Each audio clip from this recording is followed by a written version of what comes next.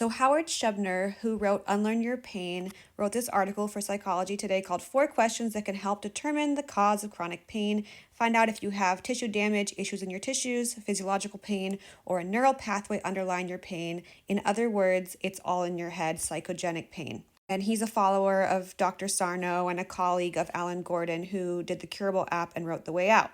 In other words, in my opinion, professional medical gaslighters. So let's go through his 4 questions. Is there a clearly defined medical disorder that explains the symptoms? And he goes on to list a bunch of syndromes and basically says, because you have a syndrome, that's evidence that it's in your head. He even cites his friend's book that they can't find anything wrong with you. And so my last video was about how that was bullshit. Because all these conditions that he mentions down below primarily affect women, and he and his colleagues are point blank ignoring the elephant in the room, which is the gender bias in medicine, the fact that we've never really studied the female body. They pretend that that doesn't exist. They ignore the fact that we treat pain in women differently than in men, and that it takes women years longer to get diagnoses for even the same recognized and studied medical conditions. They ignore the fact that these diagnoses haven't received funding and aren't even taught to doctors in medical school. They're ignoring the fact that most women can't even get diagnoses for years for their syndromes, much less to find the root cause of the syndrome. They also clearly have not been keeping up on the emerging medical research that does show physical findings for things like fibromyalgia, POTS, interstitial cystitis, 20 years of trying to say that. And of course, we have all kinds of research now about insomnia, anxiety, depression, which are, mental disorders that have physiological causes. Like, it can go both ways. But yet with these guys, it always only goes one way. It's always the mind affecting the body, and they literally ignore everything else, and people suffer. And that's why I'm here making these videos, tearing it apart. So to be clear, getting a garbage pail diagnosis, getting a diagnosis of exclusion, getting a syndrome is not evidence that it's in your head. It's evidence, most likely, just do a simple search in PubMed, that your disease has not been funded or studied on the same level as diseases that we do know a lot about that aren't syndromes. For example, interstitial cystitis stops being painful bladder syndrome when you find out that your symptoms are caused by mast cell activation syndrome, which is another syndrome. But it does have some direction for treatment.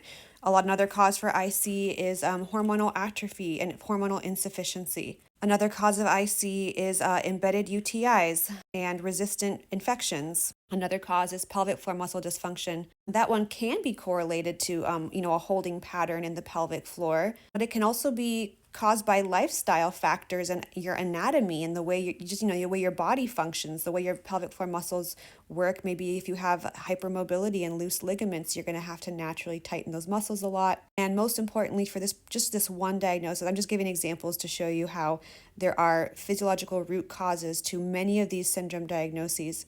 And getting that diagnosis should just be the first step, not the end point. But a recent study showed that in women with an IC diagnosis and a history of frequent UTIs, they actually had neural proliferation, so the overgrowth of nerve endings in the bladder lining that made it much more sensitive, obviously, to sensations.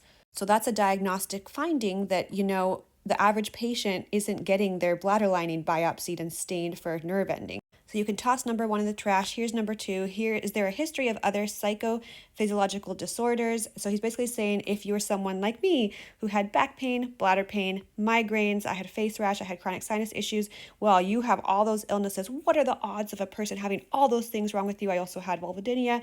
It must all be in your head because it's crazy for someone to have so many things wrong. Or is it entirely likely that there are a handful or even just one actual root cause causing all those things, or one predisposing factor? To me, that's actually the most likely thing. And in my case, there actually were a couple physiological direct causes for some of those, and I suspect some underlying root causes as well that contributed to all those separate different issues. So I had a medication causing 4 distinct and separate physical problems, like chronic pain problems. I had a second medication contributing to 2 of them. All I had to do to make a bunch of things go away is stop those 2 medications, and one of them required a third treatment to overcome. Those medications may have impacted me the way they did because of some genetic issues that I have, some genes. Those medications also affected the way my body metabolized vitamins, and I had low vitamins, which affected my immune system, which caused chronic infection. So there's like a whole chain reaction of things that can happen that can be the root cause of a bunch of different things. And none of that meant that it was my personality or my past trauma or my current stress or anything going on in my mind or in my world. I had actual physical things that needed to be targeted for me to get better from those physical problems.